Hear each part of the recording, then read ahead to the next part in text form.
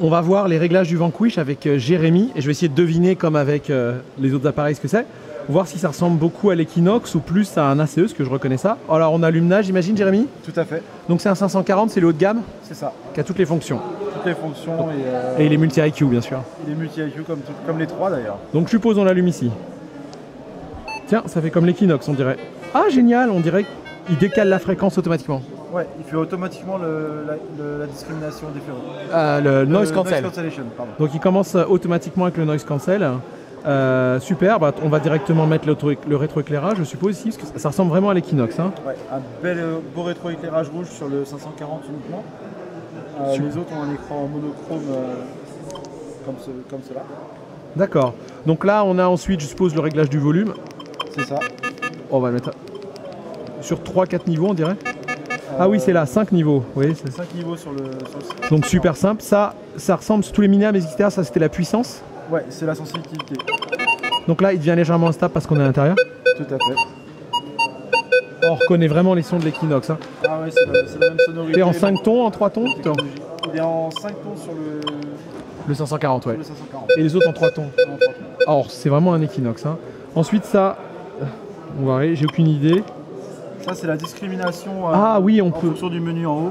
D'accord. Sur le 540, on a 25 niveaux de discrimination. On en a 12 sur le 440 et 5 sur le 340. Le but étant de virer seulement ici les objets en fer. Donc ce qu'on peut faire, je suppose, on peut remettre les segments qui sont là. Donc on y va.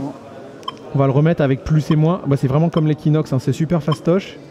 Parce que là, faut pas enlever l'aluminium et les petits bijoux. Donc là, on laisse que le fer. On est bon. Alors après, tu peux directement redescendre de plusieurs crans. Et ensuite, tu valides. Ouais, d'accord, ok. Si tu veux en retirer en particulier. Ouais, d'accord, c'est comme le notch du Nox. Bon, bah c'est très bien. Ensuite, qu'est-ce qu'on a d'autre? Bah ça, c'est la touche la plus utile sur l'Equinox, c'est-à-dire faire passer les ferreux. Là, vous passez en mode tout métaux, c'est-à-dire qu'automatiquement, les ferreux, après, ils vont se mettre à sonner en grave ou pas. Donc là, vous avez un doute sur une cible. Vous faites un balayage en normal, vous avez un doute, vous passez là. Si ça sonne en grave, c'est que c'est un ferreux. Donc là, on a le pinpoint, on reste appuyé. Exactement. Donc c'est un pinpoint en maintien. Ouais. Dès qu'on relâche, on revient en mode normal. Ouais. Parce que justement, sur l'Equinox, c'est le retour qu'on a eu. Ouais. C'est que le fait que c'était un bouton activer, désactiver, les gens avaient tendance à l'activer, pinpointer, le poser le détecteur et repartir à détecter en oubliant de le réactiver. Donc là, c'est un peu... pour les débutants, c'est directement dès qu'on relâche. C'est une histoire de goût. Est-ce que les garettes sont vraiment détecteurs de débutants? C'est ça qu'ils faisaient. Donc là, oui, vous avez... Alors sur le Nox, oui, on appelle. Ok, d'accord, je comprends. Ça, c'est pour la discrète. Tu as ces deux choses-là, ça et ça. Donc ça, c'est pour le casque sans fil, j'imagine? Pour le casque sans fil, pour l'appairé. C'est compatible avec le casque sans fil de l'Equinox? De l'Equinox 800, oui. Top. En fait, c'est le même casque que le casque sans fil de l'Equinox 800 qui est fourni. Donc c'est un casque Bluetooth Low Latency. Ok. Qui est fourni avec le 540. Il n'y a que le 540 qui fait du Bluetooth. D'accord. Le 340 et 440 ont un casque filaire. D'accord. Le port est ici en dessous. Tu peux le mettre à jour en USB aussi, j'ai vu? Ouais, il y a un port USB dans le compartiment à batterie. Donc c'est des batteries 4 piles rechargeables. On va regarder ça, oui. Alkaline Link, on va vous montrer après. Ah ouais, super. Et donc là, vous avez les modes de détection. Donc on a 3 modes sur le 540 et le 440 et 2. Vas-y, montre-moi les modes. Sur le 340, donc on a le mode pièce. Ouais, c'est pour ça que tout à l'heure, pièce, il a enlevé un peu trop l'alu comme sur la CE, donc faut pas s'en servir ou alors remodifier.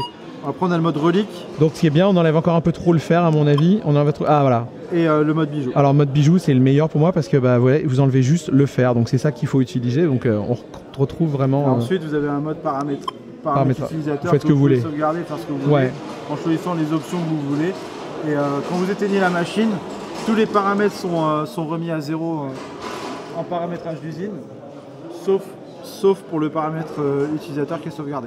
Super, bon, ça m'a l'air très bien. Tous les autres sont effacés et remis à zéro. Bon, bah c'est très simple à utiliser, donc quelqu'un qui a jamais détecté ou même une personne qui avait un ancien ACE, il ne sera pas dépaysé avec ça. Donc il n'y a pas de souci.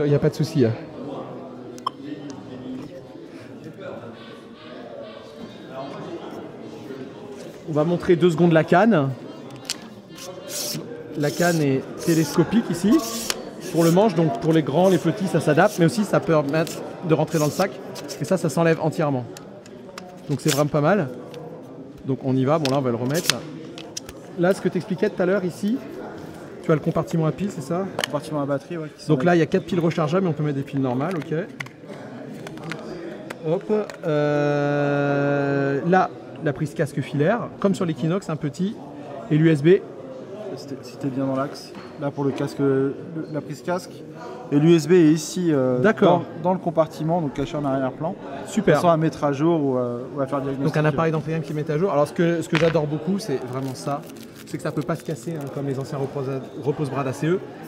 La canne, je ne sais pas si on voit ici, mais c'est une excellente qualité de fabrication avec des clampes de bonne qualité. Extensible aussi. Ouais, voilà, super. Et surtout, Minela va utiliser un disque 28 cm double D elliptique, c'est top. C'est un disque comme ça que j'aurais bien aimé sur l'Equinox, mais on a mis un rond. Mais c'est vrai que j'aime bien les elliptiques. Et sur les 240 et 340, le disque est un petit peu plus petit, c'est ça? C'est un 10 pouces contre un 12 pouces pour le 540. Donc 22 au lieu de 26 ou 27. 26 ou 28, ouais. Voilà. Et c'est des double D les deux par contre. Ils sont tous en double D et le 540 vient aussi en Pro Pack avec un deuxième coil fourni dans le Deux package. disques pour 540 €. Pour 539 €. Et le deuxième disque est 8 pouces, donc 18 cm. Donc la canne est bien télescopique, donc facile à ranger aussi. Ça va faire un carton, c'est pourquoi? Parce que ce qui est intéressant là-dedans, c'est pas que c'est facile, c'est pas la robustesse, c'est que vous avez la technologie multi-IQ. Vous avez la technologie multi-IQ de l'Equinox, c'est-à-dire qu'il lance plusieurs fréquences en même temps, ce qui lui permet de passer tous les terrains, même les traits minéralisés et la plage. Donc ça va être... Il sera performant sur la plage, aussi bien sur sol sec, sur sable sec que mouillé ou bitumineux, sans aucun là, problème. on a vraiment la relève des appareils d'entrée de gamme aussi. Ça va être une belle bataille à Noël. J'ai hâte de voir ça. Donc, et c'est du multifréquence constamment. Il n'y a pas de possibilité de revenir en simple fréquence comme l'Equinox. Génial. Et puis, on a hâte de voir les premiers très bientôt. Hein. Merci, Jérémy. Ce sera pour début 2020. Merci. Merci à toi. Super.